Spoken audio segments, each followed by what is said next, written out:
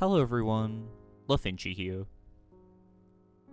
Today, we will explore a timeline where the ancient kingdom of Champa in Indochina survives into the modern day. In our timeline, Champa was a Hindu-Muslim kingdom founded by Austronesian peoples, related to Malays, around the late 2nd century AD, in what is now southern Vietnam.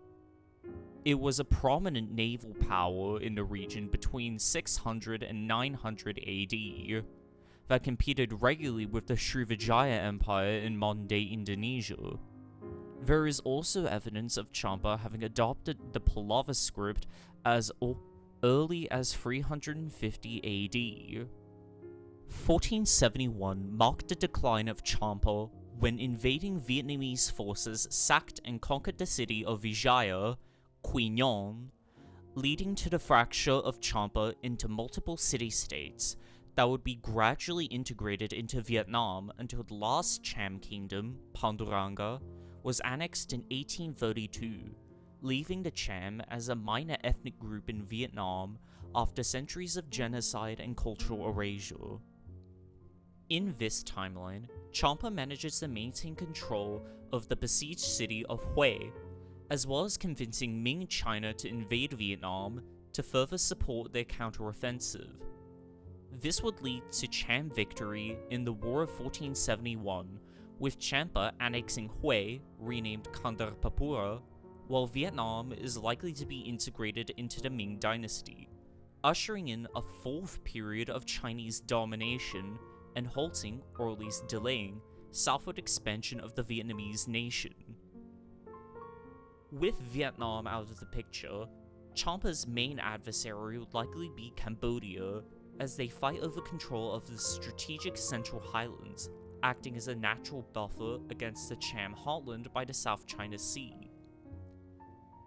For this reason, I see Champa securing an alliance with Lan Xang or the Ayutthaya kingdom in order to combat the numerical superiority of Cambodia.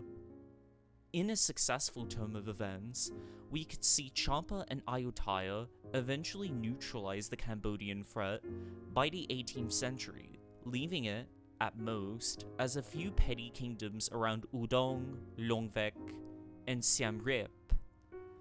During the invasion of Ming China by the Manchus, I could see Vietnam launching revolt to free themselves from Chinese domination amid the chaos, also managing to integrate the lands of the ethnically distinct Guangxi province with it, making Vietnam a fierce competitor to Champa once again.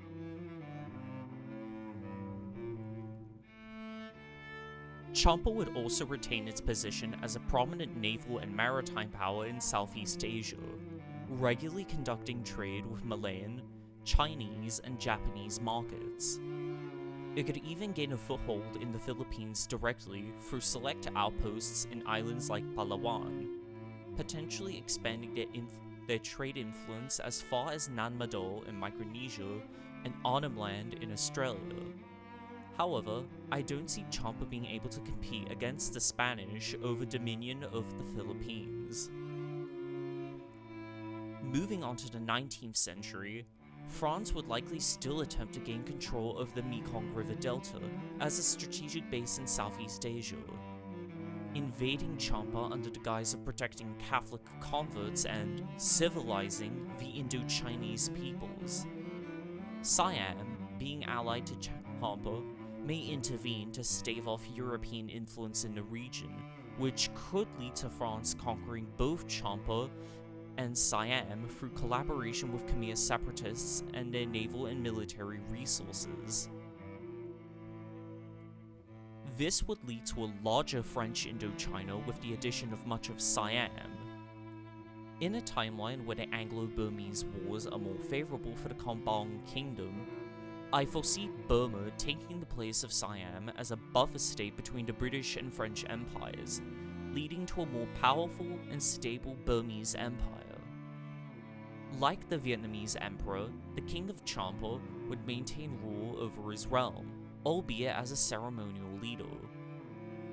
During World War II, Champa would be restored as a puppet state of the Japanese Empire briefly before returning under France after the war. During the decolonization of Asia, the Vietnam War would be way shorter, with Vietnam being more closer to Chinese and Soviet military support and, by extension, less resistance to the CPV, with the revolution potentially spreading to Laos, like in our timeline, along with Cambodia and Champa, although likely being quickly quashed by the latter state. Champa, opposed to Vietnam as a historic rival, would become a major US ally in Southeast Asia in order to contain communist expansion in the region, being admitted into CETA and later becoming a founding member of ASEAN. This would lead to Champa developing a conservative parliamentary government, developing a political and cultural aversion to people and ideas deemed socialist, that would be preoccupied with balancing the interests of Hindus and Muslims of the country while appeasing the demands of self-determination and autonomy from the diverse peoples of the Central Highlands. Religiously, without the fall of Vijaya to the Vietnamese, there wouldn't be as much of a widespread conversion to Islam by the Chams. The Cham population would remain roughly divided equally between Hindus, Balamon Chams, and Muslims, Bani Chams. A majority of Cham Muslims would practice a localized version of Islam, called Bani, largely unrecognized as such by the rest of the Muslim world, while more mainline Shafi Sunni Chams would permeate the south of the country. Buddhists from Vietnamese and Cambodian populations would also make up a large minority of the population. Expanding further to Indochina in general, the Isan region would be hotly contested between Siam, Cambodia, and Laos, all three stressing their historical and ethnic claims to the land. Champa could use this to possibly invade Cambodia, using the revolution of the Khmer Rouge as a justification to expand into former Cham lands in eastern Cambodia, east of the Mekong. The Burmese Empire would likely be largely against the Eastern Bloc, as Burma seeks to reform into a more federated state to account for the greater amount of diversity within Burma. Today, the Kingdom of Champa would be an emerging industrializing nation that remains a major American ally in the region and maintains good relations with Thailand, the Philippines, Malaysia, and Indonesia as a member of ASEAN. Its largest trading partners would be China, Indonesia, and Australia.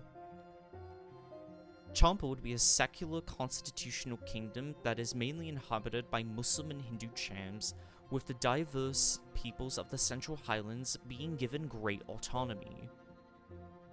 Here is the final product.